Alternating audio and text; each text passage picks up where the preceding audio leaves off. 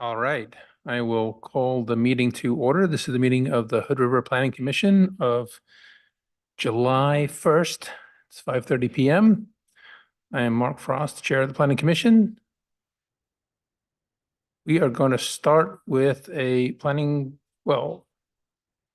director's update.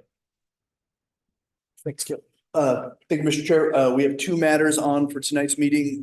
First is a legislative request to update the city's TSP with the approved urban renewal plan for the Heights streetscape. The second is a discussion item, so it's a non-action item. We'll have representatives from the city's code audit and amendment process here to talk about that project and facilitate a discussion with you all.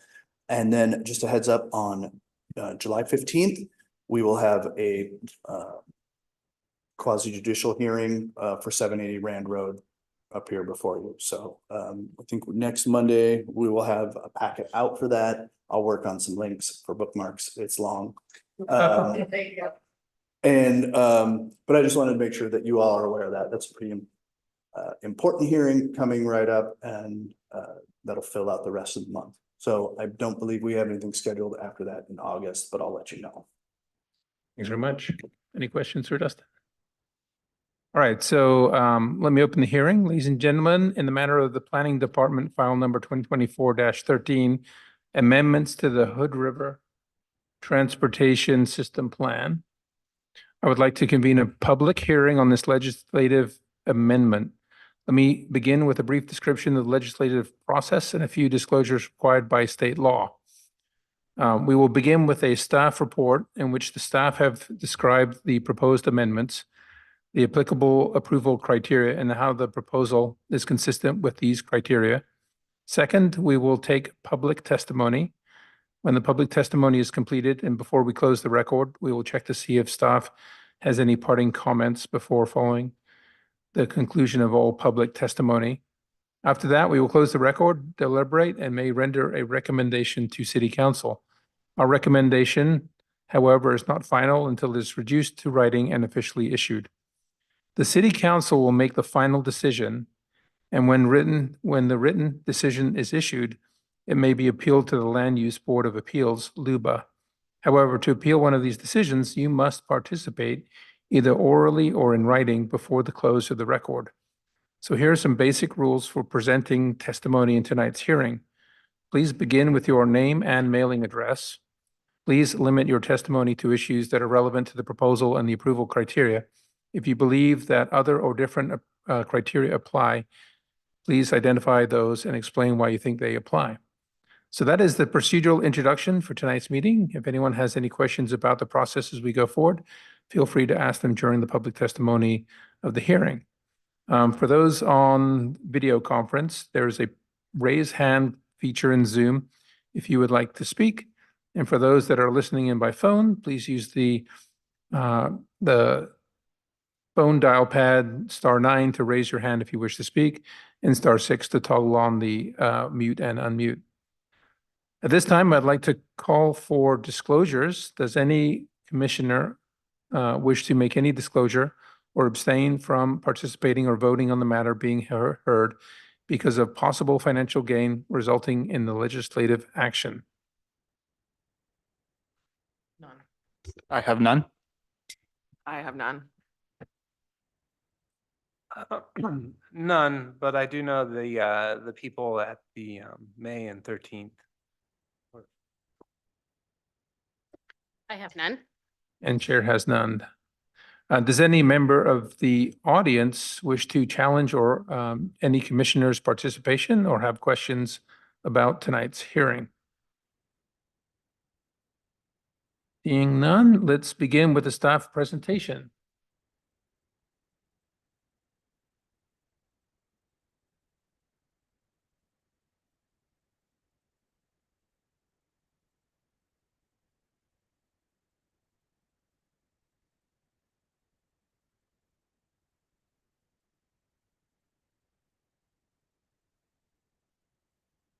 Thank you, Chair. This presentation is for transportation improvements recommended in the Heights Streetscape Plan for amendments to the City of Hood River Transportation System Plan under file number 2024-13.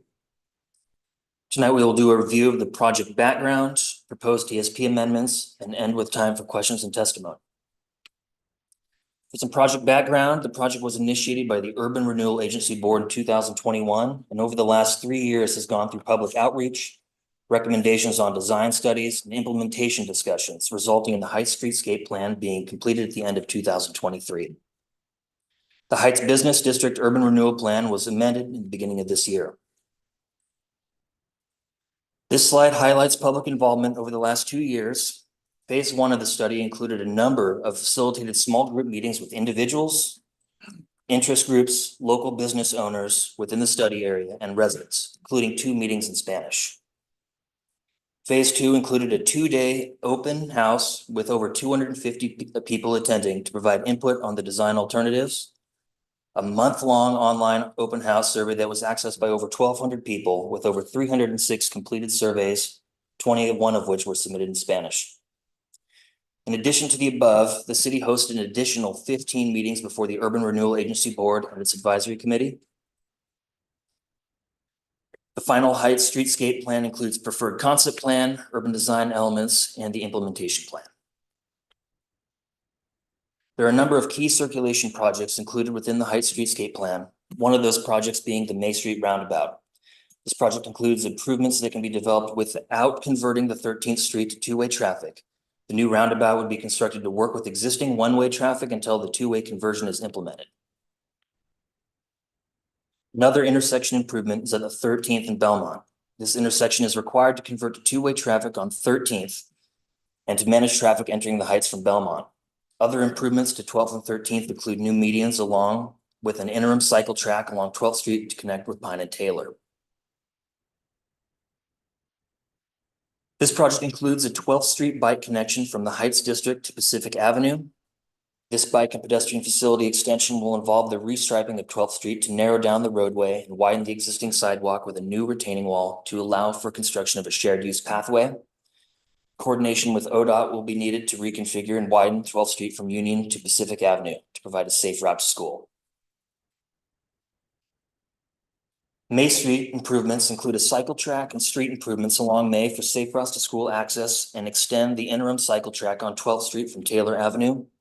Full street improvements along May Street between the roundabout and 12th Street include traffic signal improvements to extend the interim cycle track from Taylor Avenue to May Street. A series of projects characterized as the Fill in the Block projects are focused on building out 12th Street and East-West Streets to the final cross sections and intersection designs. These projects involve full reconstruction of 12th Street in phases between Union and Taylor Avenue to provide wider sidewalks, the protected cycle track, and other streetscape amenities. The northern portion of 12th involves full reconstruction north of Taylor, which also includes wider sidewalks, the protected cycle track, and other streetscape amenities. Belmont Shared Street involves reconstruction of Belmont as a shared street and community space for all. This project must happen after or as part of key intersection improvements at Belmont Avenue. For the A, B, and C Street projects, improve east-west streets with new sidewalks and amenities to complete street improvements in the Heights. Now for the proposed TSP amendments. This slide shows projects in the Heights Streetscape Plan and the corresponding projects in all the Hood River TSP. All of the projects mentioned in pages 47 through 56 of the Heights Streetscape Plan are to be included in the TSP with some modifications needed to allocate various project elements into different modal project lists as shown. For Chapter 3 amendments, typical roadway standard cross sections from the Heights Streetscape Plan are introduced on page 44 and included in figures 6I through 6O, which will be reviewed in the following slides.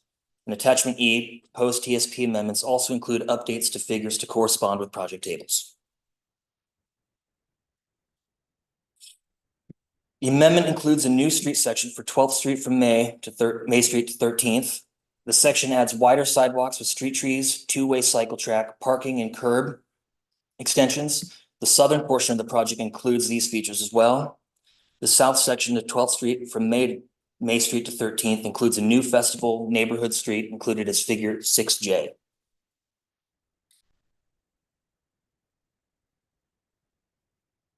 New figure 6K, 13th Street from May Street to 12th. This redesign allows for two-way traffic, will attract far more traffic than 12th Street, and includes design features on 13th intended to slow traffic and mitigate impacts of a center turn lane. These design features include medians along 13th for traffic calming, potential for Columbia Area Transit bus stop, concrete decorative crosswalk treatments to improve visibility, redesigned intersections to improve safety, and closed Belmont Avenue to create opportunity for larger community gathering and space. This slide shows the south section of 13th, a continuation of the through street included as figure 6L.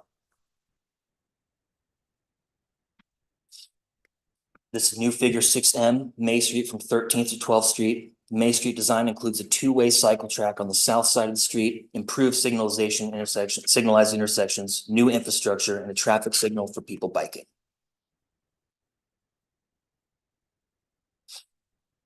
For new figure 6N, Taylor Avenue, A Street, B Street, and C Street between 13th and 12th Street. The Taylor redesign includes one-way westbound travel and is intended to provide space for a protected two-way cycle track for connection to local schools and parks. The A, B, and C Street improvements include alternating east-west traffic to provide predictable circulation, parking, and wider sidewalks to improve access for people. This is included as new figure 6N. New figure 6O, 12th Street bike connection to Pacific Avenue. This project includes a shared use path for walking and biking that is separated by the roadway. From the roadway, this reconfiguration would provide additional safety and a better connection from the Heights Business District to the residential and commercial areas south of Indian Creek. This brings us to plan implementation and updated planning level project costs based on the preferred concept plan. Chapter 4 updates include updated planning level transportation improvement costs for the preferred plan, the financially constrained plan, and updated funding assumptions. Updates were developed applying unit prices and allowances for anticipated project elements in 2023 dollars. Prior to the 2024 TSP amendment, the cost of the financially constrained plan was $34.2 million, which aligned with what the city could reasonably fund. However, with the 12-year adjustment and updating projects from the Heights Streetscape Plan added, the cost of the financially constrained project list increased to $105.5 million, leaving a gap of $71.2 million between the cost of the financially constrained plan and the reasonably projected funding. Funding and grant strategies are outlined on page 57 of the Heights Streetscape Plan. Questions?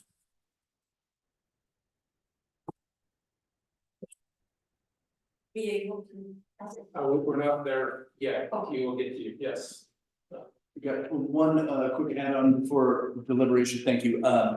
As to clarify this project and the request of the Planning Commission, it's not to approve the Heights Streetscape Plan. That was a plan that was acted on by the Urban Renewal Agency of the city. The plan was approved late last year, and the Urban Renewal Project Plan for the Heights was updated early in 2024. The request before Planning Commission is to incorporate this into the city's transportation system plan. So as Urban Renewal Agency is the advisory committee to the Urban Renewal Board, Planning Commission is the advisory agency to the City Council. As an update to the transportation system plan, City Council is required to hold a hearing, and prior to that hearing, the city code essentially requests and requires that the Planning Commission hold a hearing and provide its recommendation on the city's update to the transportation system plan that City Council will enact. So your role here is not to approve the Heights business plan. Your role is to provide recommendations to City Council on as they consider the approval or the update of their transportation system plan. So we're looking for your comments tonight to carry to City Council as they hear the matter. You have one member of Planning Commission who was a part of the Urban Renewal Agency, Urban Renewal Advisory Committee. That's a structural requirement that allows some crossover. So Commissioner Hoffman, if you have some insight onto this matter after sitting through 3 years of meetings or two. Well, not quite. Two and change. One year, I believe. I've only been involved in this for 1 year, but I was personally involved with going to the public engagement meetings and open houses that they had about the Heights streetscape plan before that. And I can say that I've read through the very comprehensive staff report and through all the marked changes in the transportation system plan.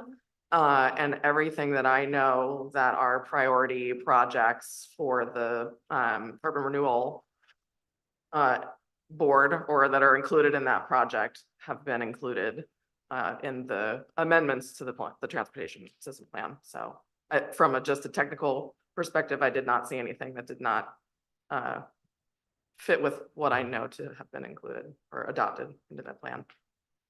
Also, for discussion, we also have John Bosket, who's a principal for DKS Engineering. That's our transportation system plan subject matter expert. He is online in case we need him for technical questions or if you have any ask. So I did see that somebody had submitted a question about snow removal, which I will say I appreciate all of the amazing work that our city staff do in removing snow. And it also, they typically make sidewalks impassable for weeks.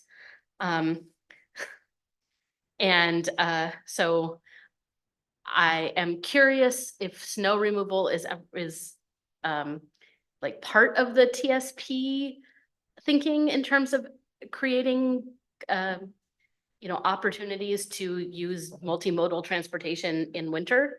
But I would love to see that addressed at some point in the TSP.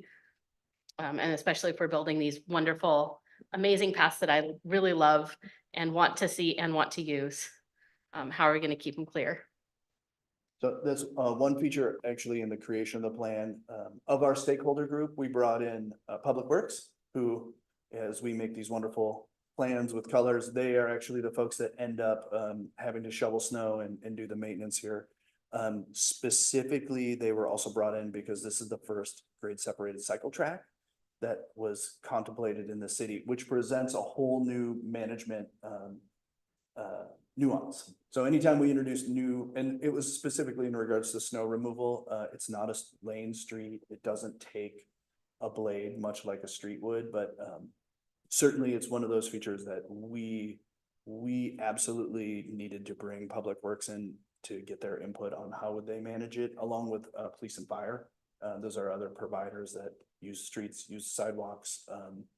We absolutely needed to bring them in. The transportation system plan doesn't necessarily contemplate much, or it doesn't articulate a management and operation end, but certainly we always try to think about those long-term consequences of capital when it comes to leaving folks with the obligation to take care of them. So we'll pass that on and we'll make sure it goes in, but I have to be accountable to Public Works. They look at us, when we do these great plans, and again, we leave them with these management operations.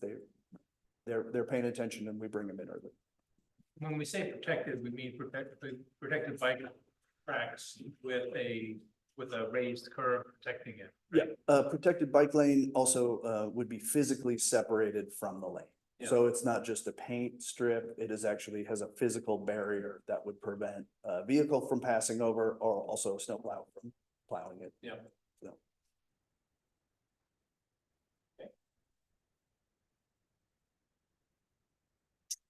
There's a couple references to property acquisition in here.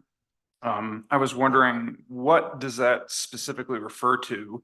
And why are there no costs listed for property acquisition in this very detailed plan here? So specifically, those properties would be at the key intersections. That's really why where they're referenced. The balance of the plan and kind of the linear aspects, really the mission was to not acquire additional right-of-way, to work within the right-of-way that was available on 12th and 13th and the alphabet blocks. However, the intersections themselves just are sized to where we needed to anticipate real property acquisition. Part of the reason why not including that in the plan is it has to do with the kind of respecting the property itself, not, and in anticipation of having to acquire that with public funds, being really mindful of how that's advertised, creating any expectation either up or down of that property cost. And that's why it's really categorically excluded. So understanding, and that's why it becomes a caveat to just kind of respect the sensitivity of probably some required acquisitions. So we wanted to advertise it, to not say it's not in there, but also respect that those negotiations and probably what are gonna be sensitive and intentional discussions. And in terms of the jurisdictional transfer, are there costs associated with that in terms of like, we're assuming responsibility for a roadway that ODOT is now, and if that's built in there? I was just curious about that. JT has both probably has some costs associated with it, but also some funds. So as we talk with ODOT, there'll be negotiation on what, what cost are we willing to assume and what, funds may they be willing to provide as a result of deferred maintenance, their settlement agreement regarding those facilities, and what state of repair they're in. So that'll all be negotiated. So we anticipate cost. We also anticipate some added funds coming along with that. For sure. And then lastly, I know that there's a timeline listed in the plan in terms of what order the project would go in terms of phases. I was just wondering if, there's any sort of projected timeline in terms of dates that these things, and I know how these things go, but when this would, potentially be fully built out, or We don't have a funding source for fully built out yet. Currently, we are in process of talking to ODOT about some of those first improvements. They are on a timeline when it comes to some of the required maintenance or improvements to the pedestrian ramps in particular. So they are on a shot clock now that they have to have those completed. So we're trying to organize this to where we could harmonize those improvements or take them on. That first step I would expect to be within the next 5 years for the first steps. okay. Thank you. Just have a couple of natty questions around, so we're creating a couple of spots where we have bicycle, traffic crossing 13th. At the roundabout, at Taylor and at Belmont. I see a signalization at Belmont. But, and we've talked about Taylor before, like how do we, at the top of that hill, slow down and make it safe for people to cross? So is there a thought to putting, I didn't see it in here, signalization or a sort of pedestrian button? A beacon, crossing light thing? RFID beacon. I believe it does show up on the sections there for key ped crossing.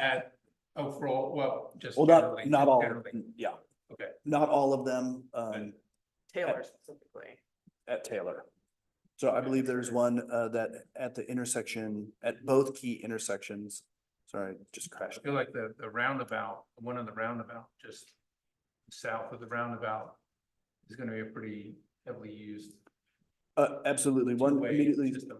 yeah, I mean, and that's where May Street also is now, that section is changed to include another physically separated bike path. So at that location, we anticipate heavy advertising of mode crossing. It's a heavily used intersection. We have, we should expect all the manual of uniform traffic control device instruments to advertise that. So. Yeah.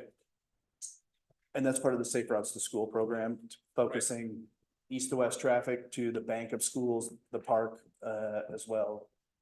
Hence the reason why you have an extra fortified bicycle facility there. And I had one question about opportunity costs. So there's a whole list of lovely funding sources about like great streets and safe streets and are there any of these where we might do a different street or a different project in the non-constrained TSP if we didn't do this? You mean would something, are we bumping? I don't think anything is being bumped out of the financially constrained list for this project. Right, I'm saying not the financially constrained list. I'm saying, is there a different project that we might seek additional funding for, but we're only gonna make one application to this project with ODOT, and so it's gonna be this one and not. I don't know, what else? Yeah, it's the opportunity question. Yes. Not to my knowledge. Thank you. I just have some questions about the scale of the roundabout. I know it's grown over time as this process has gone on. And it just seems like a circle of that size kind of creates a bit of a boundary between two sides. Yeah, John, you can jump in when I'm done and clean this up. But the roundabout was this very interesting question. Early on in the project, the current TSP has two, from where we are today, it suggests either a traffic signal or a roundabout. So that intersection we knew was going to be a key intersection for traffic flow. And also it had a lot of constraints in terms of, it's at the top of the hill. That hill periodically sees backups. And in the winter, it sees stalls for freight vehicles or larger vehicles. And so early on in the project, knowing that we were going to have these discussions, I asked that we supplement DKS and MIG, our primary project team, with a team out of Carmel, Indiana, called Structure Point. They're the foremost roundabout area experts in the United States. If you know anything about Carmel, Indiana, I believe they have 46 roundabouts in their city. Somehow Indiana became more progressive in transportation than we did, but it's true. So we hired them on a subcontract. And then I asked them to evaluate with DKS these roundabouts. I think the first one was, what did we really need a 2-lane? Would a single lane roundabout with a smaller footprint limit the property acquisition, make a more, call it a human scale feature? Could that satisfy the traffic demands of this north to south interstate? And that came back as no. One thing about roundabouts that becomes challenging is it's very difficult to scale them incrementally. You have 1 lane and there's no 1.5 lane, 1.25 lane solution. You go from 1 to 2. So what we found was 1 lane was going to fail to handle the traffic, and 2 lane handles it really well. So it becomes a full-size feature that has enough capacity. It's actually has the best capacity of even a signalized intersection in terms of preventing backups, down to what we saw is even the transportation modeling and forecast had backups with a signalized intersection down to Oak 13th, which was an unacceptable backup solution. Cascade, right? Yeah, to Oak Oh, and yeah, Cascade, sorry, yes. which are the same, I think, Yes. at that location. So we saw forecasted backups on a signalized intersection that backed up into another intersection, and that's really an unacceptable operational outcome. But we also saw that a single lane roundabout would not provide enough space to prevent the backup. And John, I hope I didn't make too much mess of that, but you are the subject matter expert here. No, that was very well done. No, I'm sure everything. No, I don't think everything. Go ahead. There's no cleanup necessary from No, I don't think so.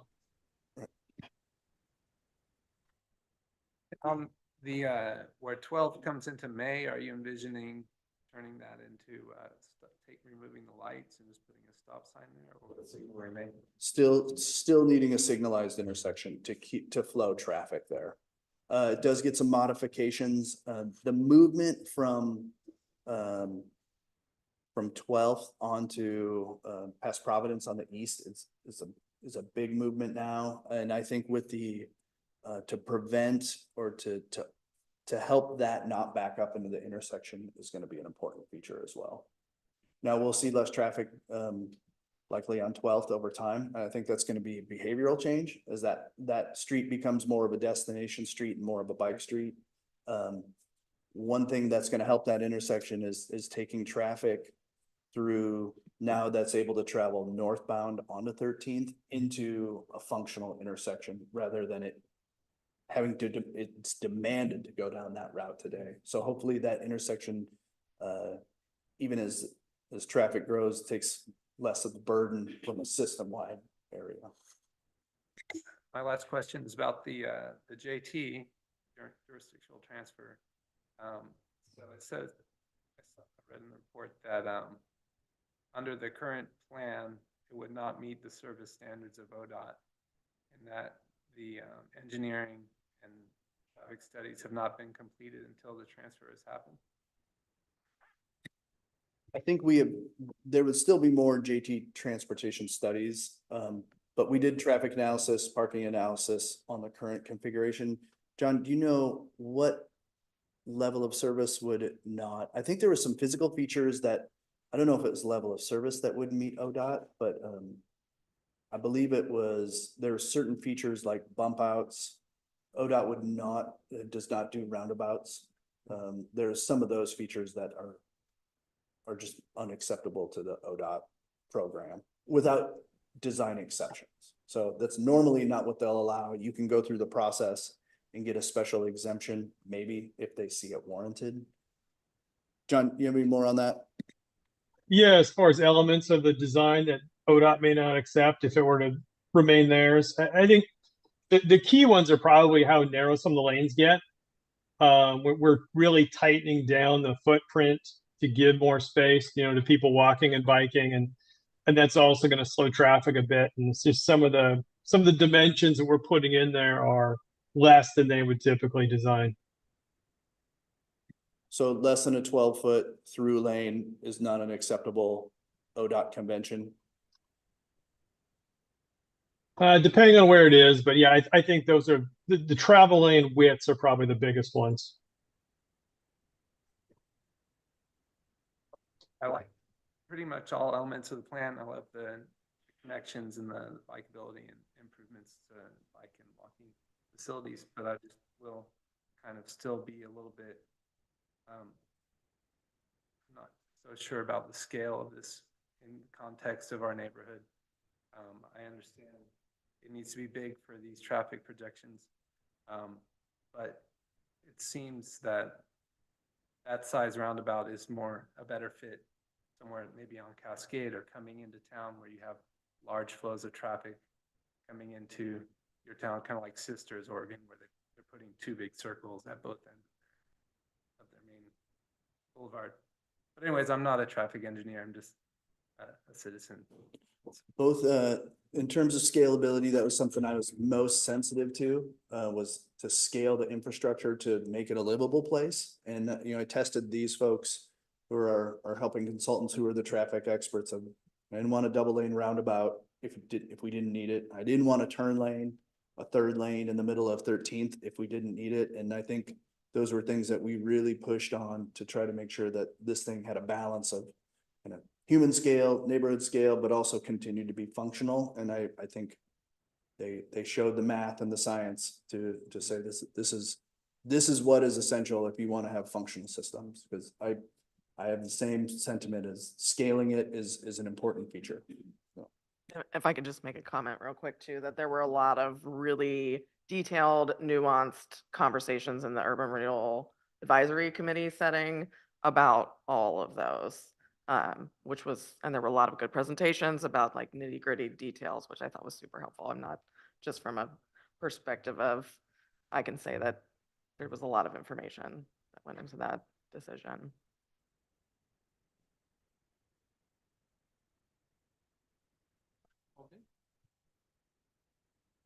All right, with that then, let us call for public testimony. You want to raise your hands if you want to speak? Just one? Okay, and do we have anyone on the phone who would like to speak? Why don't you come on up to the dais here?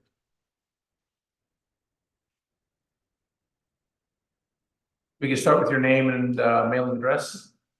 And then the floor is yours. Yes, my name is Chris Weisman, and I live at 1265 Tucker Road. And I'm a lifelong member of this valley. Um, Correct me if I'm wrong, but from what I'm hearing, there's a great focus on recreation and very little on the valley and the residents and the businesses that are on the heights. Is it a fact that parking will be removed from 12th Street in front of the building, in front of the businesses? You want to just lay out a bunch of questions and then we'll let them respond. So that's one question. I would like to know if Yeah. 12th Street is no longer going to have vehicle traffic. And if parking in front of the businesses is being renewed. And what effect that's going to have on our local businesses. Okay, do you have other questions? Yes, isn't 12th Street a state highway? And in doing so, you can alter how it is used? I think that's it. Okay, you want to go ahead and answer this question? Great. Do you have any more or? No, go ahead. Is anyone else? Nope.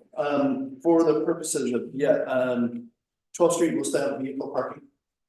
It will still also have vehicle access for the purposes of this study. Initially in the transportation system plan from 2012, parking was to be removed. We think this, we initially started this project started with a traffic study. As well as parking study to see how much parking was in the Heights, the number of spaces. It's actually the first parking study ever in the Heights district.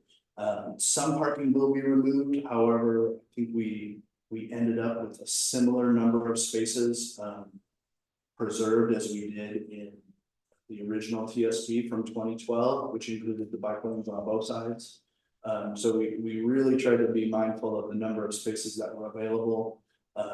In terms of business engagement, every business on that block received some outreach by myself and Abigail Elder on foot. Also, we on the Urban Renewal Advisory Committee, there's 3 business owners from the Heights that served on those 15 meetings. 2 of those business owners actually own storefronts on 12th, so they were engaged the whole time. So parking reduction is on par with what we saw in 2012.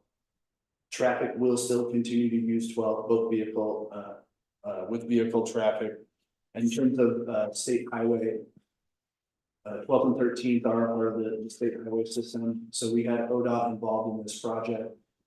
Changes under ODOT jurisdiction would need to be contemplated with the state, and they were coordinated with them throughout the project. The jurisdictional transfer would remove that designation. That's a possibility as to where 12th and 13th would no longer be a part of the state's highway system. It would be a city facility where we would continue to do the maintenance. And just to clarify, so the parking lot is on 13th, is that correct? So the 12th, I think, basically has similar parking to what it does now, or did I misunderstand that? Both 12th and 13th still have parking. Well, 12th has been removed from one side to accommodate the cycle track and the pedestrian. Just one side. And there will still be parking on the side streets there as well. I think 13th also was, and I don't quote me on this, but I think it's also removed on one side, so you'll still have parking on 13th Street. And there are some of the diagrams in the Heights plan, the images, if you look at the packet, which I think you haven't, show the parking spots that are still remaining there. And I think, and don't quote me on this either, Dustin, but in one of the Urban Renewal Advisory Committee meetings, we specifically talked about the removal of the parking spaces. And I think that the number of spaces or the percentage of spaces that were being removed was something like 6% of the total number of current parking spaces in that Heights area. But like I said, it was something under 10, I believe. Yeah, I don't have the percentage off. I'm looking right now. For my, I have to take all my notes, but it was a low enough number that everybody felt like it seemed reasonable.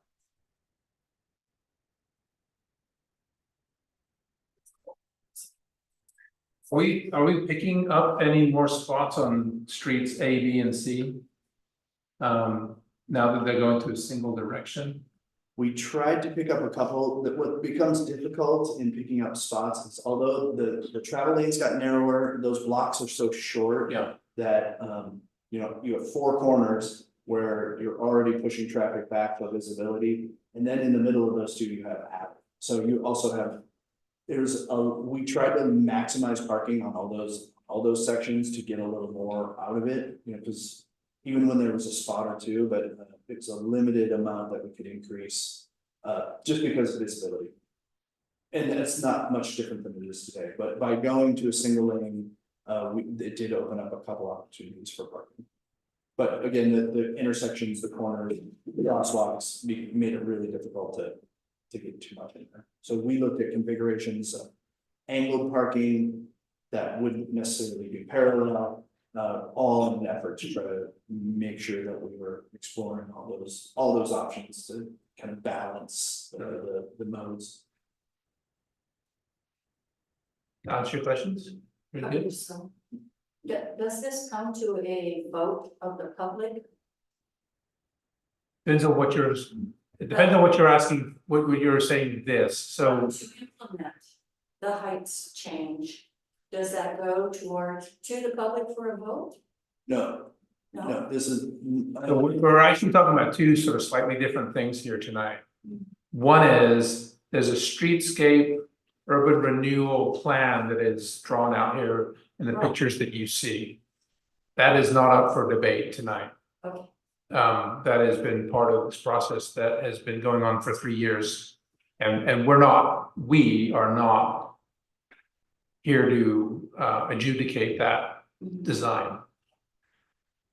To implement that design, we need to make some changes to the traffic systems or transportation system plan, as we call it. And that's what we're here to make a recommendation to the city council, that we, the planning commission, agree to implement this urban design. We need to make some changes to the transportation system plan.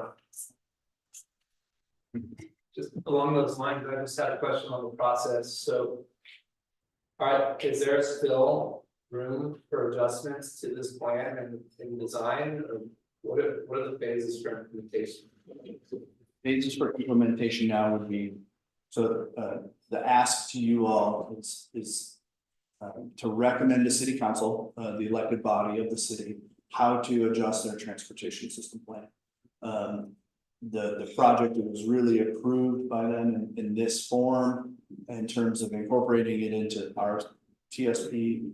The ask to you is, are there any recommendations as you change the TSP to forward that plan? If there were some changes that they sought to make of the transportation system plan, it would likely require an opening of the plan itself. And to harmonize those two, so implementation from this point, the plan is still very conceptual, although complete in design, you know, I would consider it a 2 to 5% construction level of detail. You know, you're not going to send this out to bid to a contractor and they're not going to build.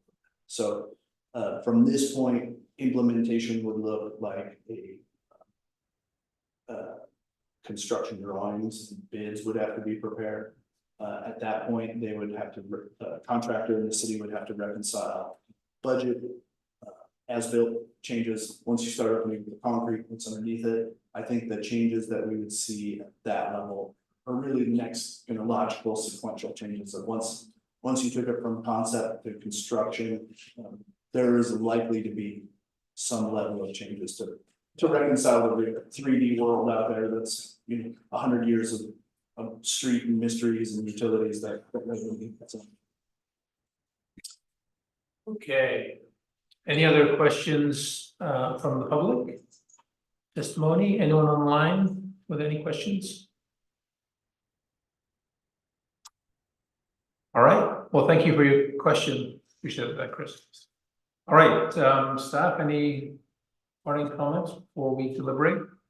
No, Chair, just whatever recommendations you wish to tender in your deliberation, we're taking notes and happy to carry those on. All right, so with that, I'm going to close the public portion of the hearing, and the planning commission will now deliberate on the recommendations we'll make to council. All right, who wants to kick us off?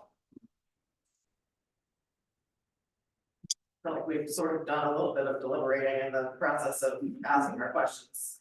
I've said that I feel like the plan amendments, as I've read that, conform to what needs to be added. And so I don't know that I have anything particular to add. Yeah.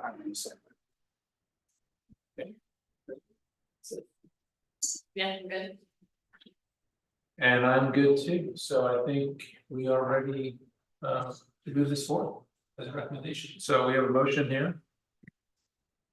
Somebody wants to Okay, I'd like to make a motion that we move to approve the transportation system plan amendment to the city council as outlined in the materials that we were provided this evening. second. All right, so we have a motion on file 2024-13 to move to approve the transportation system plan amendment and send that on to city council. Any further questions? All right, all those in favor say aye. Aye. Aye. Okay, motion passes. Sure, sorry, motion passes. All right. You go. Thank you, Mr. Chair. We just have no other action for the discussion now queued up for you. We have to get, I think we're gonna trade John Bosket for Matt Hasty from MIG, and Kevin's gonna enter our new group as we switch out to the next item for discussion.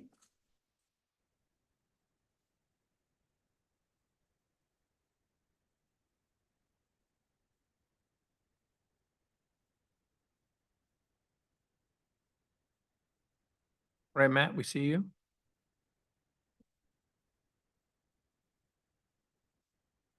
You're on mute, by the way. Yeah, I know. Can you hear me? Yep. Okay.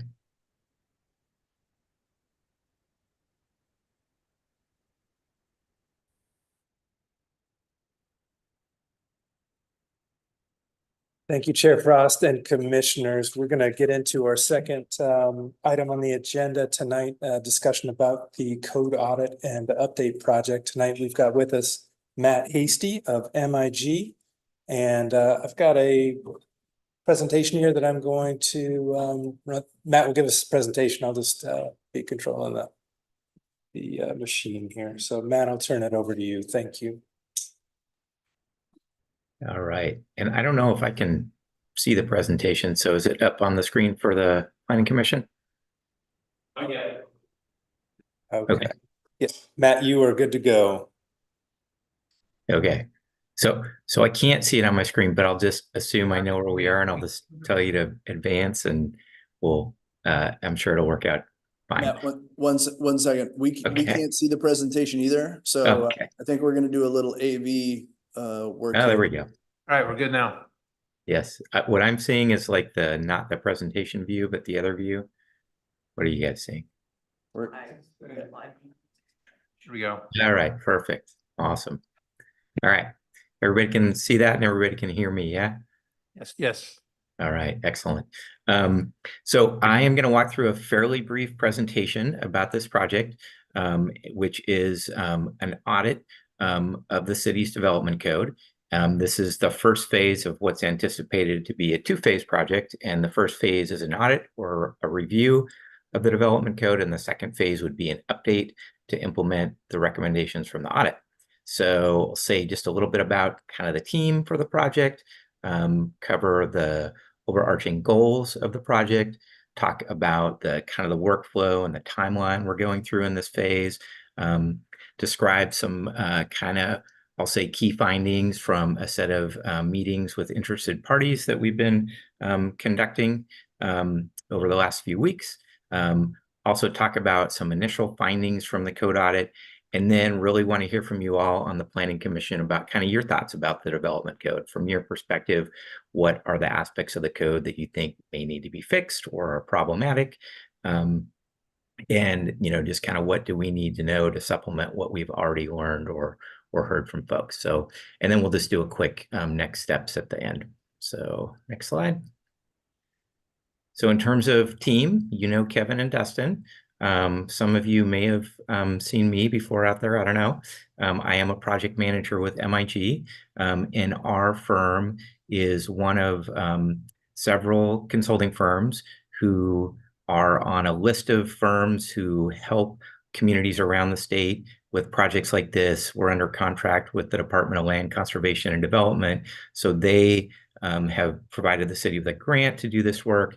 And then the other folks on my team back at MIG, Carrie Brennicky. So when I talk about the interested parties meetings, Carrie conducted most of those. I did a couple of them. And then Katie Vickers. So when I say we've done this or that, it's often going to be those two because they're doing a lot of the actual work on the project.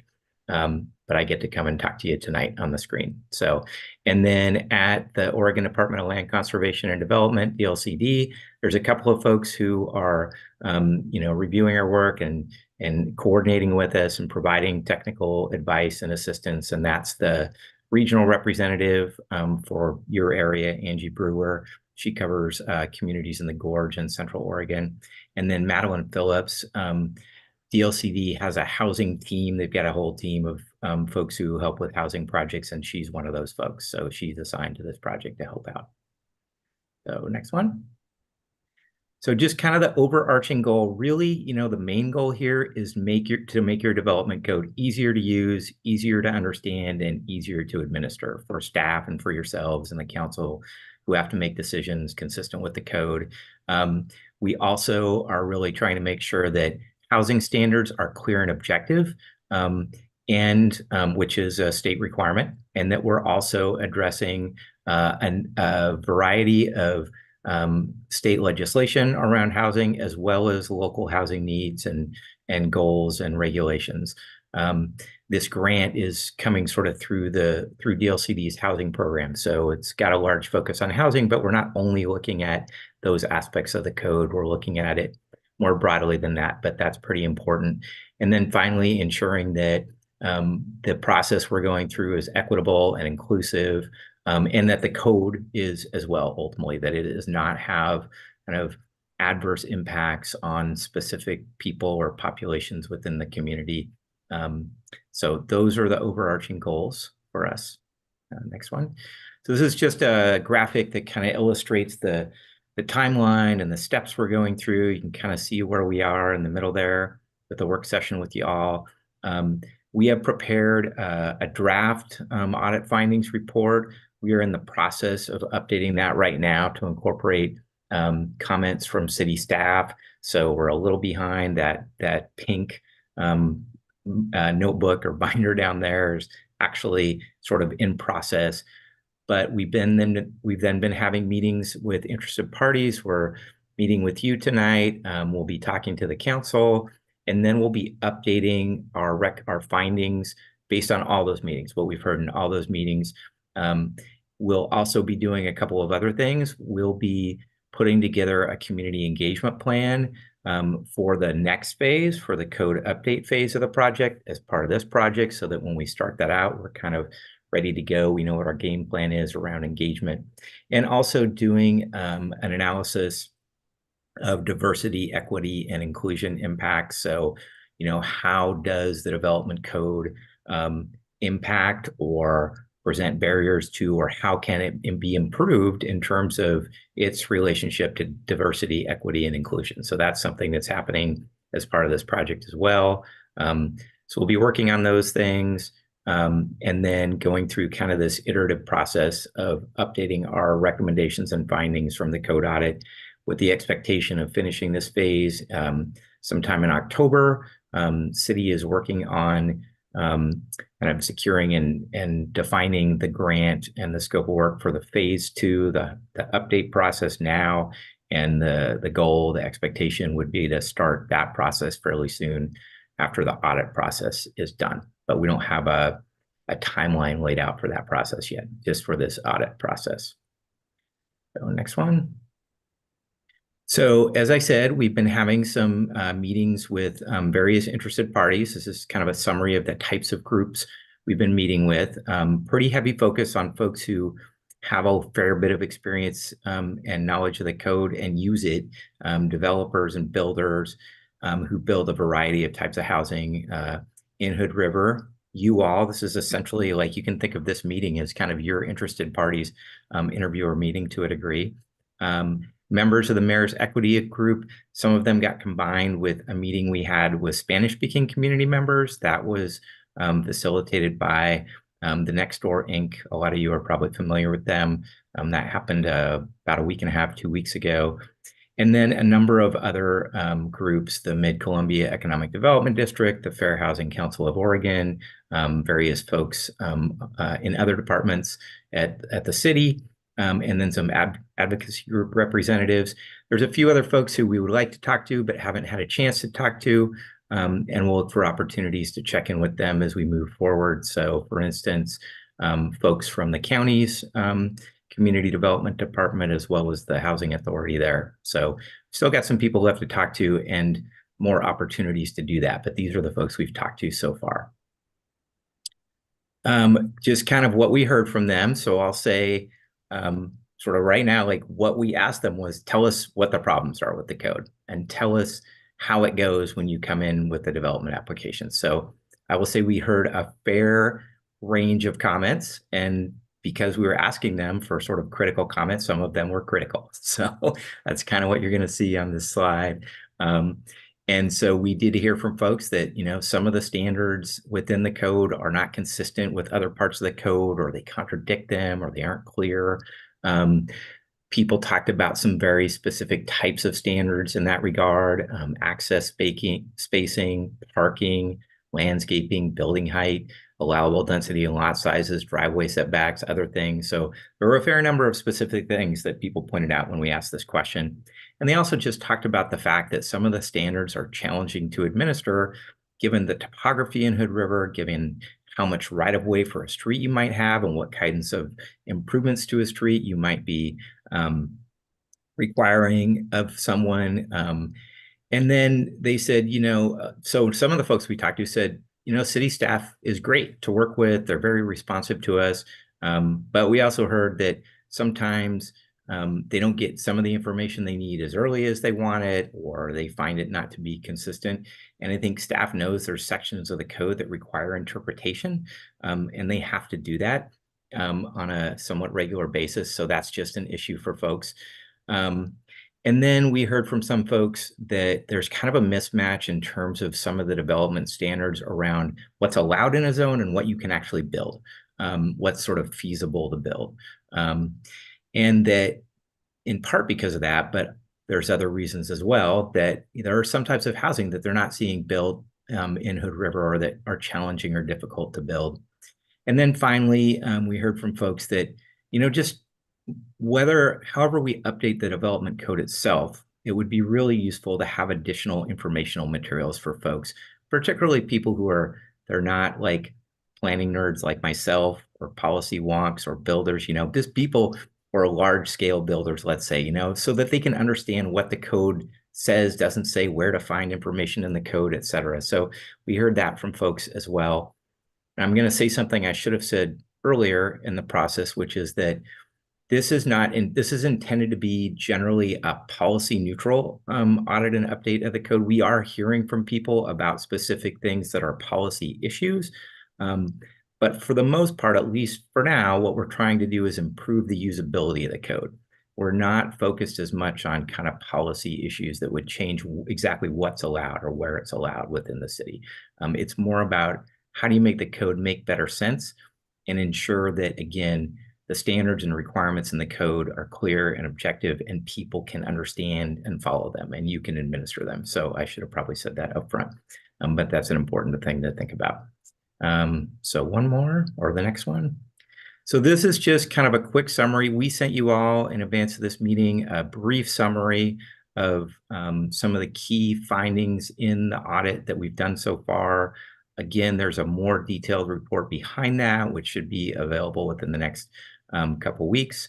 But some of the things that we highlighted: one, we always look at definitions in a development code, and in this case found that there's some changes needed to some of those definitions to ensure that they're consistent across the code. we might recommend that where you've got definitions in different sections or chapters of the code, that you put them all in one place. That can make it easier for somebody who's using the code. You adopted a set of standards for middle housing recently. We think there are some sections outside of that middle housing section where you want to make some changes or references or include some standards in the code, again, just to make sure that people know what's required and what the standards are for that type of development, and it's consistent throughout the code. Same thing a little bit in terms of parking standards, just making sure that it's consistent throughout the code, thinking about consolidating that all in one section of the code.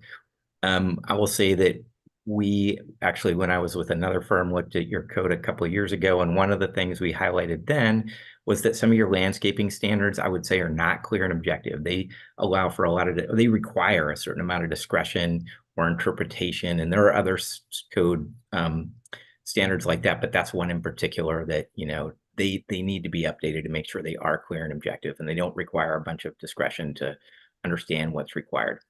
We also heard from folks, or not heard from folks, but one of the things we might recommend is that you adopt some kind of affordable housing ordinance to address the state and local requirements and goals we talked about, and that be in one part of the code.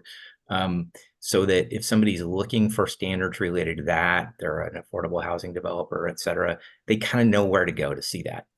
And then we had some suggestions, around just ways to improve the format and the organization of the code, use more tables to consolidate standards for different zones, but in one part of the code. Again, those are sort of around making it easier to find things and use the code, and for you to administer the code. So those are some of our initial thoughts about elements of the code that we think could use some updates and some improvement. Next one. All right, so I'm done talking for a while, and I want to hear from all of you. And these are sort of the three questions I'm going to pose to you, and I'm happy to hear you answer them in whatever manner sort of makes sense. But first question is kind of, does what I just described, does it make sense? Does it resonate? Do you think it's off base? You know, what's your reaction to what you heard from me so far? From your perspective as folks who help administer the code, who make decisions around consistency with the code, are there specific sections or standards that you find problematic as you do that? And kind of the, you know, follow up to that is, you know, what can we all do to improve the code or improve the usability of the code? So those are our questions.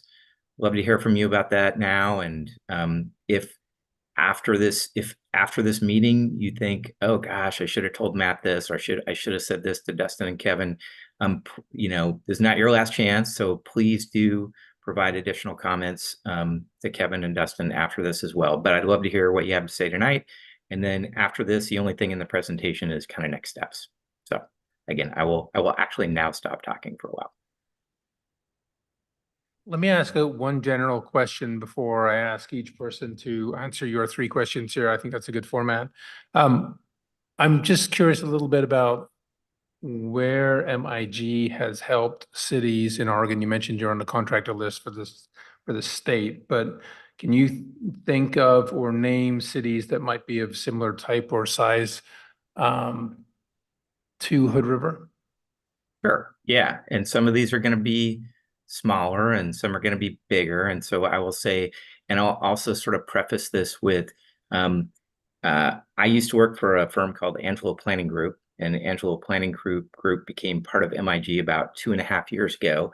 And so most of my colleagues from Angelo Planning Group are now with MIG. So when I talk about MIG, I'm also going to be talking about work I've done, or my colleagues who are with me at APG have done too. Most of us, again, are still at MIG now. So we have worked on development codes for cities kind of across the state, probably at least 40 communities. The last time I counted, maybe more. So almost you kind of take a part of the state in a community, and we've probably worked in it. We probably helped with their development code, but I'll rattle off a few. So up the river, the Dalles, we've worked on updates to their code, including some of their middle housing updates and others. Bend, Sisters, Redmond, Prineville, Lapine. Those are some of the other ones we've worked on kind of in central Oregon. Further up the gorge, Boardman and Irrigan, Epner, yeah, a bunch sort of along the I-84 corridor, and then kind of up and down the Willamette Valley and the coast. I mean, I could sort of keep going for a long time. No, that's Um, good. I think, I think where I'm coming from on that is that even though we're a town of 80-something thousand people, sorry, 8,000 people, it feels like we're dealing with issues that are kind of bigger city in some ways and resort towns in other ways. And so there's a sort of a weird mix. I wouldn't compare us to the Dalles or Boardman in any way. And so, Sure. I'm just sort of curious, but we're more So- like Bend, but not even close to Bend. Right. So I'll So, rattle off a few more that are a little more like that. So Astoria, Uh-huh. and other communities along the coast, Lincoln City and Newport. And then in the valley, some larger communities. We've worked sort of in most of them within the Portland metro region, but then also Albany, Corvallis, Eugene, Salem, kind of all of those. So a pretty wide range of communities, everything from very small communities up to, City of Portland, largest communities in the state, Gresham. Yeah, so pretty wide range. right, thanks, Matt. size-wise. Yep. All right, let's, if people want to do that and go through the questions that are on screen here. With you, Mary Ruth? Okay, I can, so I guess, do these findings make sense generally? I would say that they do. I would say, I mean, from my perspective, I think 1708 is that whole thing is something that we have to deal with sometimes, and it feels like some of the criteria maybe are not. There's some criteria about like the character of the area involved, which feels very squishy. I also personally have a real issue with conservation of property values being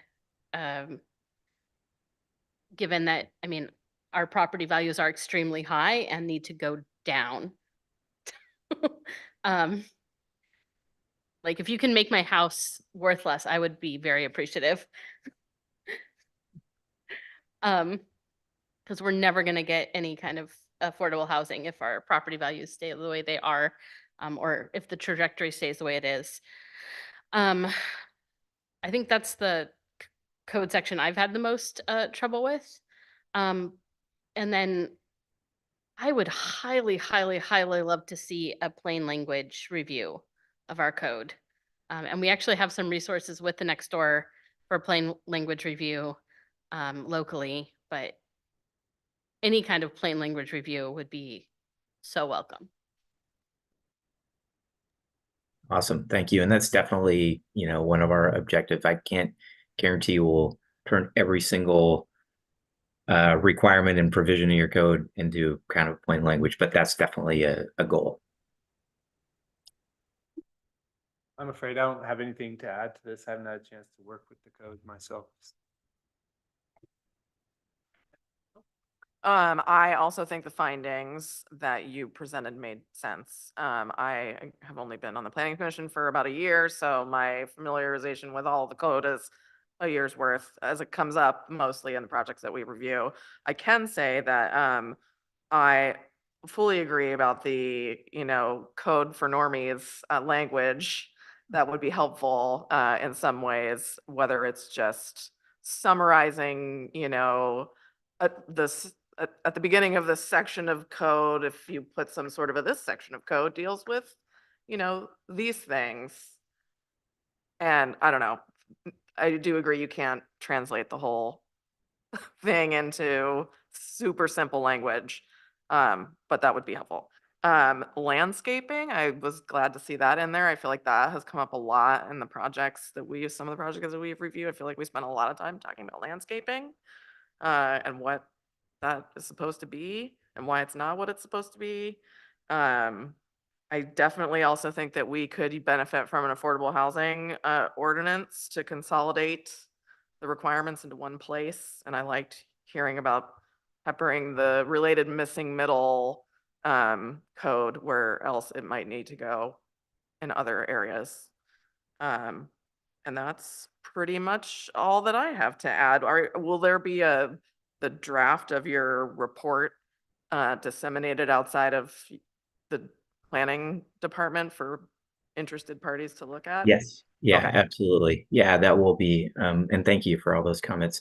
But yes, that will be actually one of our next steps. And that's one of the things, you know, when we were talking to the interested parties folks, one of the questions we asked was just, you know, how do you want to continue to be involved in this process? Do you want to have an opportunity to review things and provide comments? And at least the folks I talked to generally said, yes, they would love that.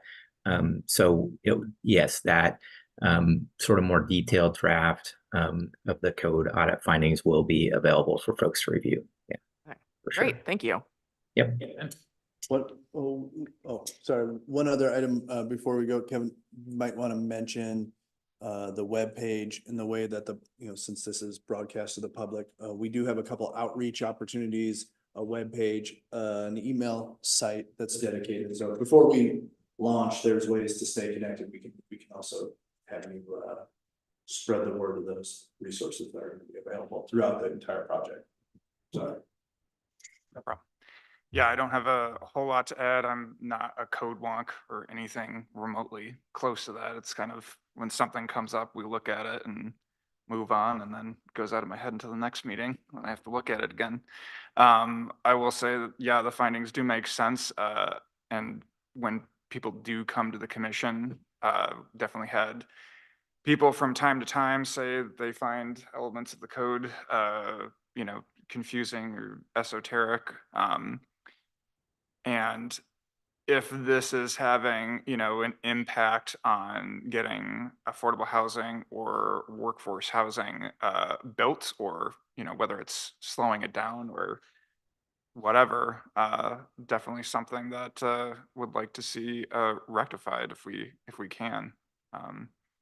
Yeah, I will say the other thing that does kind of come up in conversations is parking related things. So that's probably the biggest thing, especially in terms of relating to you know, like affordable housing, and also with missing middle because of the specific, you know, parking stipulations that there are for that kind of development. Can I ask one question? Just in general, compared to other cities, does this development code kind of more or less fall in line in standards with other cities? Because I hear from people that it is particularly hard to develop in Hood River, and I just wanted to get an idea if that's code related or more related to other factors. So yeah, it's a little hard to generalize too much. I would say in some ways, yes, you know, in terms of the way the code itself is generally structured in terms of a fair number of the types of development standards. It's hard to speak to exactly, you know, do your required setbacks line up with others? I would say one of the things that you see a lot of variability in across communities is the size of lots, or the density of allowed housing and the types of housing that are allowed in different places. And that's just something that just varies really widely. And I think, you know, a lot of cities could do more in that way if they're really pushing for affordable housing, and others, you know, maybe not. But I'm not giving you a very good answer because it's just hard to generalize on that. I will say that some of the issues I've talked about that are issues with your code are issues in codes across the state. The kind of the requirement that all standards that govern residential development be clear and objective for all types of housing, that has not been in effect for very long, frankly. And so we've been working with a lot of cities to update their standards to be more clear and objective. So that is not, that's not a problem that's unique to you. And the same goes for some of the other types of standards where, there may be inconsistencies across the code. I will say that the kind of procedural, the different types of applications and review that you have there is a little different than sort of the most typical system in other communities we work with. Yeah, so I'd have to talk a lot longer to say much more about that. So sorry to not give you a great answer there, but those are at least a few thoughts about it. I think, to add to that, in all the communities I've worked with across the United States over the past quarter century, we probably have the shortest zoning code. And I think that's, in its brevity, I think that's wherein lies some of its complexity. Is, it's much like the Swiss Army knife that's got 3 tools and try to use them to do everything. They don't always work the best for all the tasks that are at hand. So I think that's one thing that I've noticed. I think in terms of the global question of how does this impact Hood River, in general, you see a lot of this code in a lot of ways, the same code as it was 40 years ago. And I think the complexity of our world, the nuance, the oversight that is taken now, the sophistication of the process, the interest of the neighbors, the limited kind of elbow room and the impacts that have changed radically. Hood River from 1986 is not Hood River 2024.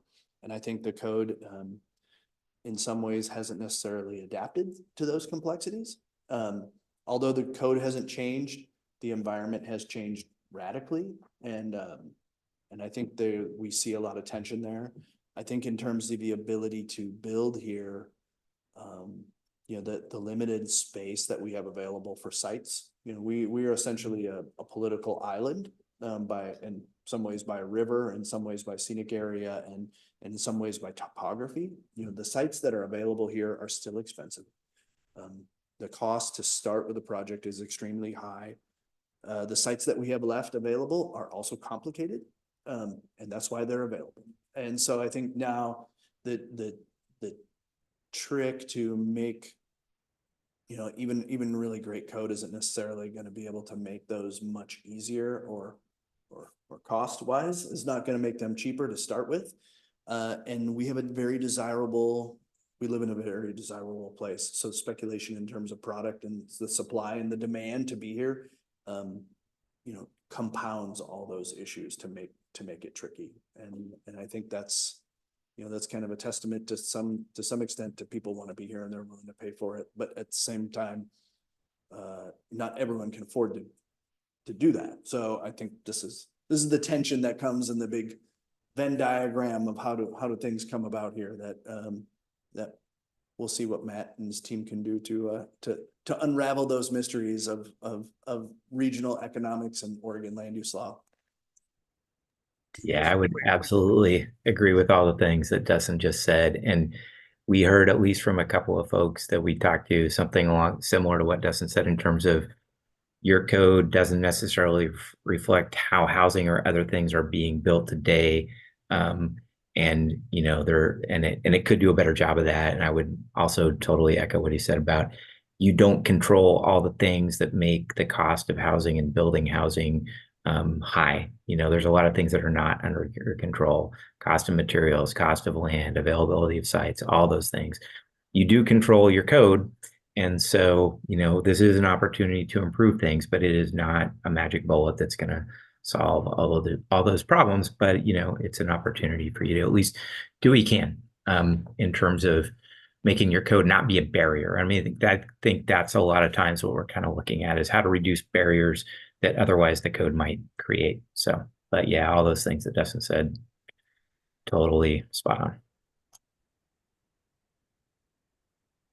Just to confirm, this is just more of a looking at reformatting the code. It's not really changing the actual numbers and setbacks or whatever. Well, I wouldn't say just reformatting, because again, there are sections of the code where the standards are not, they're not clear and objective. They're not quantifiable.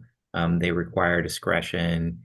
And so we're not trying to make major policy changes here for good or ill, but we do need to address some sections of the code in a more substantive way where they are not clear and objective or can't be implemented in a clear and objective manner. So it's a little, I would say that's like a little squishy. So it's not, but definitely kind of some reorganization, some clarification. Those are really important objectives. So I don't know, did that help answer that question?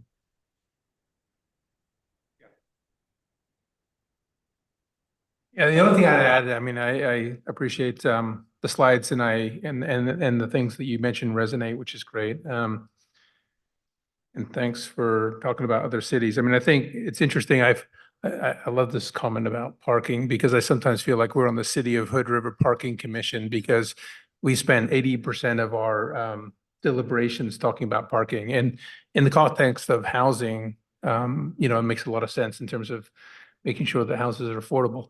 But that also ripples through to kind of downtown planning, and we always are trying to keep our downtown vibrant and alive, and that people do mixed use or whatever it might be, and we come down to a parking discussion. And there's somehow, and I'll show my hand here, there's somehow this belief that people move here and then they'll throw away their car and they will ride around on bicycles. But somehow they'll get to the mountain and ski, they'll get to the river and play, they'll go hiking, they'll visit all of the things that the gorge has. And somehow they can do that on their bicycles. So I feel like we've gone back and forth for the 7 years I've been on the planning commission, talking about parking all the time, and as if that we'll wave a magic wand and we'll all be on our electric bikes, which sounds great. But it isn't the reality. And I think about the downtown the most when I get into that conversation. So I just mentioned that just because it's something that we spend too much time talking about, and it would be great to learn about how the other cities are handling that problem. And I think that's it for me. Yeah, thank you. Yeah. Thank you, Chair. Oh, no, sorry, one more thing. And this is maybe just for us that aren't quite code wonks, but play it on TV. The code seems extremely repetitive, and maybe that's just the way you have to lay it out. But we find ourselves going through 250 pages of comments and city review, and I'm like, wait, did I just read this? Hang on a second. And you like go back and you're like, so is that a common thing? Is there anything we could do to prevent that? Is it just our problem because you guys love this stuff and other people love this stuff? Because, you know, for us, it's just, you know, you address a problem in section, whatever it is, and then you go back and you address the same problem in another section.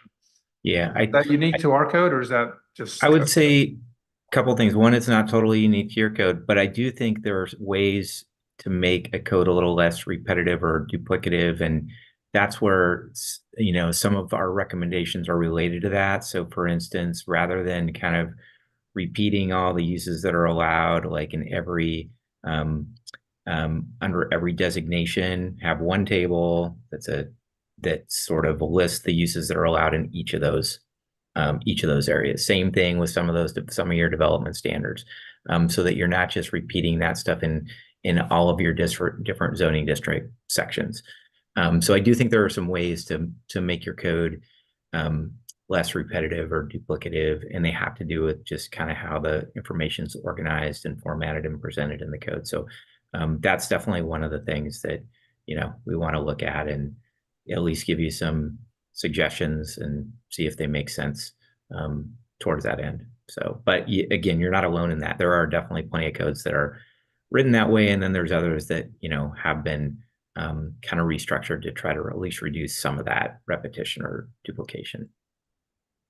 Thanks, Matt. Let's just, you know, take 85% out of the 300-page document. No. Good luck. Might not get all the way there, but at least a certain percentage. Matt, I think to help kind of decode that is also when it comes to is the code organized in a way that makes the findings and the preparation of findings increasingly difficult. So I think part of the trauma that is endured by planning commission has to do with reading, 50 pages of findings of fact associated with a 2-page or 2-lot partition, where it can seem like they're lost in the details, but yet we're defending discretionary standards. I think that's, on their behalf, I think that's something that maybe that they would want you to see addressed. Is there a method in which we could be more concise, defensible, and deliberate, and not having them read novels? And on behalf of the staff, for the staff to not produce novels. So You get paid by the hour, right? I'm on salary.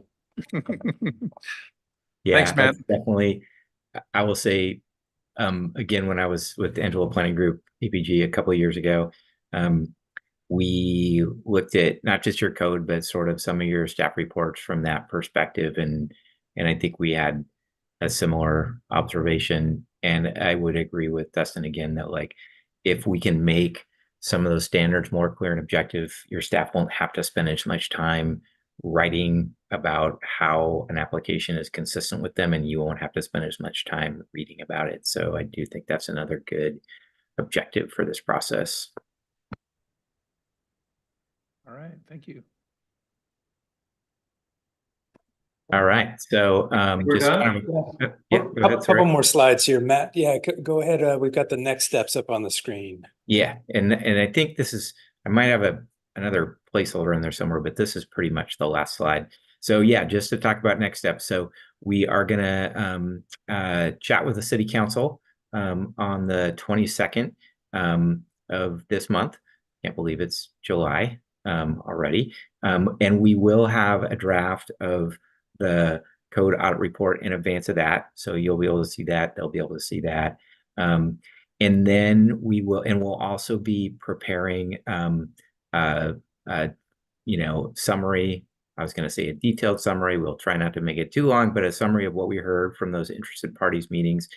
And then we'll be incorporating what we've heard from staff, what we've heard from you all, the council, and the interested parties in a revised draft of that code audit report, updating our findings and suggestions there. We'll also then be, as I mentioned earlier, preparing this phase 2 community engagement plan and this diversity, equity, and inclusion analysis. And then we've got kind of a couple more steps of revising the code audit recommendations before we're all the way done. I'm not sure that we have another work session like this with you all, but I would just encourage you to continue to review the updated iterations of the reports and provide comments. And we will have at least one more, I think, session with the city council after the meeting on the 22nd. So that's kind of what's coming up. And again, the goal is to be done with the audit by October, and then hopefully fairly soon after that, be able to move forward with the update. And the update will, the audit task is, or that phase is fairly quick, like 6 or 7 months. The update task will take long, phase will take longer. That'll be probably more like if I had to guess, so don't quote me or hold me to it, but more like a 1.5 year long process. It'll be a fair bit. So yeah, I'll stop there and just, I guess, any final questions for me before I let you all go, or you let me go? Code sections are you guys looking at? We are looking at, so we're primarily looking at we're looking at the zoning ordinance and the subdivision ordinance. So we're looking at both of those, and we're looking at almost the whole thing. I don't know if there's any that we aren't looking at, any sections. We do have an emphasis on the sections that address residential development housing, but we're looking at most of your code. There may be some things where, we identify kind of minor changes that would be potentially needed to fix wording.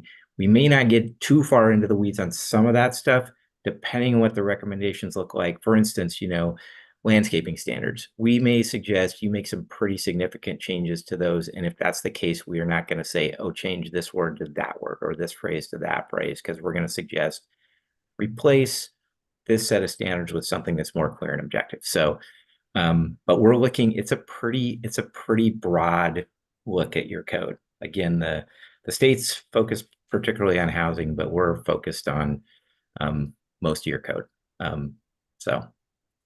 But again, with an emphasis on the residential standards and processes.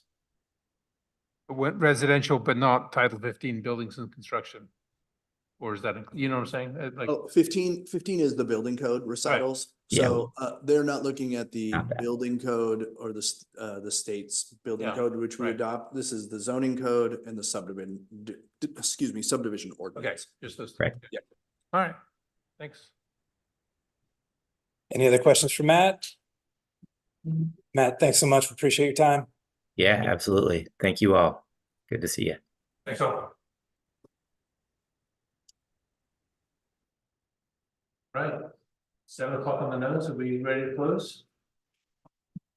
Nothing else from me, aside from, I guess if we still have audience listening in, there was mention of ways to participate. We've got a website for the project. People can keyword search Hood River Code Update and find a project website. There they can sign up for an email list if they want to get project updates. They can also submit comments through a comment form. So again, keyword search Hood River Code Update, and you'll find the webpage. Nothing else from me unless you've got any questions. Thanks. All right, we are adjourned.